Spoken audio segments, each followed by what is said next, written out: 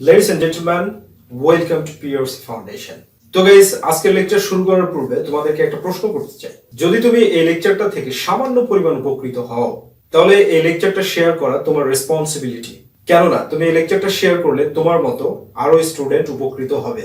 আর একটা ছোট্ট শেয়ার তোমার জনকল্যাণমূলক একটা কাজ করে দিবে, একটা ভালো কাজ করে দিবে। আর দ্বিতীয় নম্বর কথা হচ্ছে, এই লেকচারটা টেক্সট পড়ার জন্য অথবা নোটটা কালেক্ট করার জন্য আমাদের অফিসিয়াল ওয়েবসাইট ভিজিট করো। তো চলো আজকে লেকচারটা শুরু করি।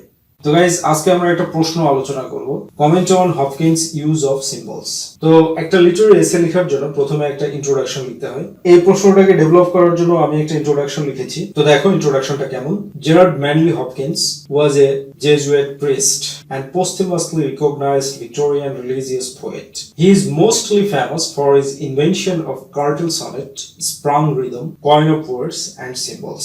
Symbol means use of words to express the targeted meaning, but in literature, only use of words is not symbol. It can be different types, such as figure of speech, situation or actions of characters. Hopkins poems are replete with symbols and imagery. তো এখানে guys তোমাদেরকে একটা term clear করে দিই। Jesuit priest, এটা বলতে আসলে কি বোঝানো হয়? এটা বলতে বোঝানো হয় ক্যাথলিক প্রিস্ট, অর্থাৎ G M Hopkins Catholic priest ছিল। আর জেসুইট প্রিস্ট বলতে আসলে এমন একটা পূজারী সোসাইটিকে বোঝায় যে পূজারী সোসাইটি এডুকেশন, রিসার্চ এবং কালচার নিয়ে কাজ করে। আর এই গ্রুপটা, এই ধরনের প্রিস্ট যারা, তাদেরকে, যারা ক্যাথলিক প্রিস্ট, তাদেরকে জেসুইট প্রিস্ট বলা হয়ে থাকে। আর পশ্চিমাস্তি শব্দের অর্থ হচ্ছে মরণোত্তর, অর্থাৎ জি এম হপকিন্স জীবিত থাকাকালীন সময়ে কখনোই তার কবিতাগুলো প্রকাশ হয়নি। আর আরেকটা বিষয় হচ্ছে কার্টেল সনেট। তো কার্টেল সনেট কি? জি এম হপকিন্স এটা এক প্রকারের সনেট, গডকে মানে ঈশ্বরকে, ঈশ্বরের গ্লোরিফিকেশন প্রকাশ করার জন্য এই এক প্রকারের সনেট আবিষ্কার করেছিল,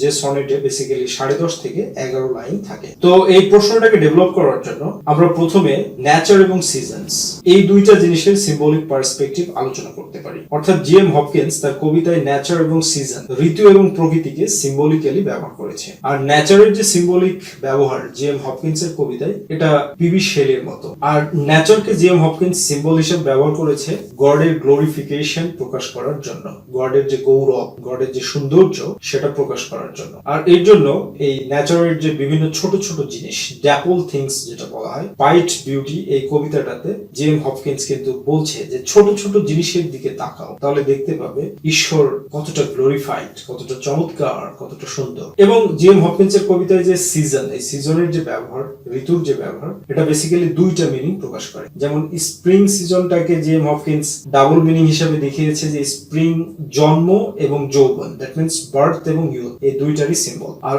অটাম এই ঋতুটাকে দেখিয়েছে যেটা হচ্ছে ageing and death. Ageing and death মতলব যে এটা হলো ওল্ড এজ এবং মৃত্যুর সিম্বল। তাহলে এইভাবে জি এম হপকিন্স নেচারকে ব্যবহার করেছে ঈশ্বরের গ্লোরিফিকেশন প্রকাশ করার জন্য, আর সিজনকে সিম্বলিক্যালি ব্যবহার করেছে মানুষের জীবন সাইকেল, সেটাকে দেখার জন্য, হিউম্যান লাইফ সাইকেল দেখানোর জন্য, যে মানুষ জন্ম নিবে, তারপরে যৌবনে পৌঁছাবে, তারপরে বার্ধক্যে পৌঁছাবে, আর তারপরে মরে যাবে, পটল তুলবে। তো গাইস, এরপরে আমরা যে সিম্বলিক দিক দেখাতে পারি জি এম হপকিন্সের কবিতায়, সেটা হচ্ছে বার্ডস, পাখি। পাখিকে কিন্তু জি এম হপকিন্স সিম্বলিক্যালি ব্যবহার করেছে। যেমন বেসিক্যালি ফ্যালকন, ডভ, এই দুইটা পাখির রেফারেন্স বেশি পাওয়া যায়। ফ্যালকন বলতে বাজ পাখি, আর ডভ বলতে কবুতর বা ঘুঘু, এই পাখি। ফ্যালকন তো একটা শিকারী পাখি, আর ডভ হচ্ছে কি শান্তশিষ্ট পাখি। তো জি এম হপকিন্স তার কবিতায় এই বার্ডসদেরকে ব্যবহার করেছে কেন? বার্ডসদেরকে ব্যবহার করেছে গড এবং ক্রাইস্ট, এই দুইটারই গ্লোরিফিকেশন প্রকাশ করার জন্য। আর এর জন্য আমরা যে কবিতাটাকে রেফার করতে পারি, দ্য উইন্ড হোভার।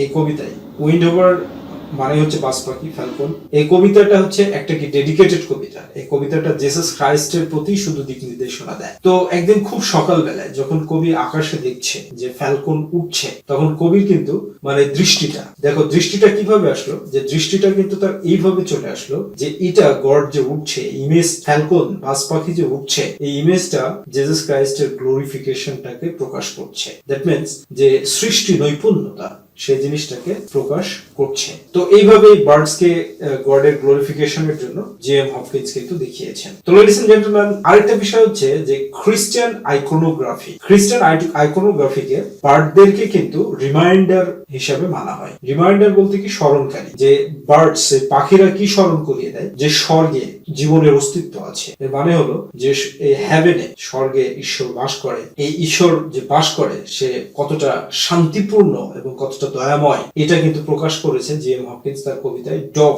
এই সিম্বলের মাধ্যমে। তাহলে আমরা বলতে পারি যে জি.এম. হপকিন্সের কবিতায় বার্ডস হচ্ছে কি ডেলিগেট, প্রতিনিধি করে ফেলেছেন জি.এম. হপকিন্স ঈশ্বরের বিশালতা, সৌন্দর্য এটা প্রকাশ করার জন্য। এরপরে নেক্সট যে পার্সপেক্টিভ আমরা দেখতে পাই সেটা হচ্ছে দ্য ইমেজেস অফ ফায়ার, মানে ফায়ার, আগুনের যে ছবি, এটাকে জি.এম. হপকিন্স যে সিম্বলিক্যালি দেখিয়েছেন সেটা হচ্ছে রিলিজিয়াস প্যাশন, গড এবং ক্রাইস্ট, এগুলোর হচ্ছে প্রকাশ করছে। আর দ্য উইন্ড ওভার এই বিখ্যাত কবিতাটাতে তো জি.এম. হপকিন্স ফায়ার এবং জেসাস ক্রাইস্টের মধ্যে একটা লিঙ্ক দেখিয়েছেন। দেখিয়ে কবি বলছেন যে যখনই সে এই অগ্নিফুলকি দেখে তখনই সেই মুহূর্তেই তার মনে হয়ে যায় যে জেসাস ক্রাইস্ট, তার গ্লোরিফিকেশনের কথা তার মনে হয়ে যায়। তো এরপরে যে বিষয়টা জি.এম. হপকিন্সের কবিতায় আসে সিম্বলিক পার্সপেক্টিভে সেটা হচ্ছে হিউম্যান ক্যারেক্টার্স।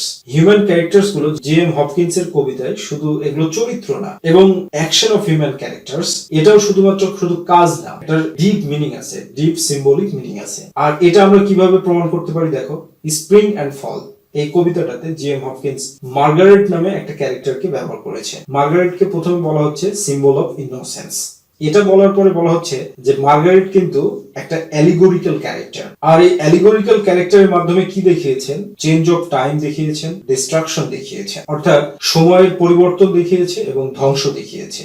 সেটা কিভাবে দেখিয়েছে? কারণ মার্গারেট একটা ছোট্ট শিশু, সে জন্ম নিল, তারপরে সে ম্যাচুরিটিতে পৌঁছালো, তারপরে সে ওল্ড এজে পৌঁছালো, এবং এরপরে কি সে মরে যাচ্ছে। অর্থাৎ প্রত্যেকটা মানুষের নিয়তি হচ্ছে এরকম যে জন্ম নিবে, যৌবনে পৌঁছাবে, বার্ধক্যে পৌঁছাবে এবং ফাইনালি মরে যাবে। আর এইভাবে স্মরণ করিয়ে দেওয়ার মাধ্যমে জি.এম. হপকিন্স কিন্তু মানুষদেরকে মেসেজ দিচ্ছে যে পম্পাস ওয়ে অফ লাইফ এটাকে পরিহার করো, ধর্মের জন্য জীবন যাপন করো, শান্তির জন্য জীবন যাপন করো, এই জীবনে শান্তির জন্য এবং পরপারের জীবনে শান্তির জন্য। তো জি.এম. হপকিন্সের কবিতায় আরো একটা সিম্বলিক নাম পাই, সেটা হচ্ছে কি ফেলিক্স র্যান্ডেল। ফেলিক্স র্যান্ডেল এটা কবিতারই নাম, এটা একটা সনেট যেখানে জি.এম. হপকিন্স মানুষের জীবনের করুণ পরিণতি দেখিয়েছেন, যে একজন শক্তিশালী মানুষ কিভাবে রোগে, শোকে, তাপে সে মৃত্যুর দিকে ধাবিত হচ্ছে। আর এই ফেলিক্স র্যান্ডেল এই ক্যারেক্টারটা, এই সিম্বলিক ক্যারেক্টারটার মাধ্যমে কবি কিন্তু এটা বুঝিয়েছেন যে মানুষ যখন তার যৌবনে থাকে, যৌবনের চাকালো জীবনে থাকে, তখন কিন্তু সে বুঝতে পারে না যে তার জীবনে কোনো দুর্ভোগ, কোনো বিমারি, কোনো অসুখ, কষ্ট, দুঃখ এগুলো আসতে পারে। আর এর জন্য কিন্তু জি.এম. হপকিন্স এটাও দেখিয়েছেন যে ফেলিক্স র্যান্ডেল যখন অসুস্থ হয়ে গেল তখন কিন্তু তার জন্য ধর্মীয় বিষয়টাই একমাত্র শান্তির বিষয় ছিল। তার কাছে গিয়ে যখন বাইবেলের গল্প বলা হতো, কবি গিয়ে বা স্পিকার গিয়ে যখন বলতো, তখন এগুলো তাকে শান্তি দিত। তার মানে মানুষ দুঃখে পড়লে গডের প্রতি সাবমিসিভ হয়। তার কারণে এখানে মেসেজ দেওয়া হচ্ছে যে যৌবনেই যেন মানুষের গডের প্রতি সাবমিসিভ হয়। এভাবে তুমি যদি এই কোশ্চেনটাকে ডেভেলপ করো তাহলে কিন্তু হয়ে যাবে। আর আরো একটা কথা বলি, সেটা হলো এটাই যে ইমেজ এবং সিম্বল জি.এম. হপকিন্সের কবিতায় এটা কিন্তু মোটেই আলাদা না, একটাই প্রশ্ন। আর এই একটা প্রশ্নই একবার ইমেজ হিসাবে আসে, একবার সিম্বল হিসাবে আসে। সুতরাং এখানে টেনশনের কিছু নাই। ইমেজ হিসাবে যদি আসে তো এই একই প্রশ্ন হবে, একই কোশ্চেন হবে, আবার সিম্বল হিসাবে আসলেও কিন্তু একই কোশ্চেন হবে। তো শেষে একটা কনক্লুশন লিখতে হয়, তাই আমি একটা কনক্লুশন লিখেছি, দেখো। Thus we may conclude that symbol is the guiding force of Hopkins' poetry, though he is also outstanding for cartel sonnet, sprung rhythm and quaint words. লেকচারের শেষে এটা আমার বিশ্বাস এই লেকচারটা তোমাদের জন্য খুব বেনিফিটেড।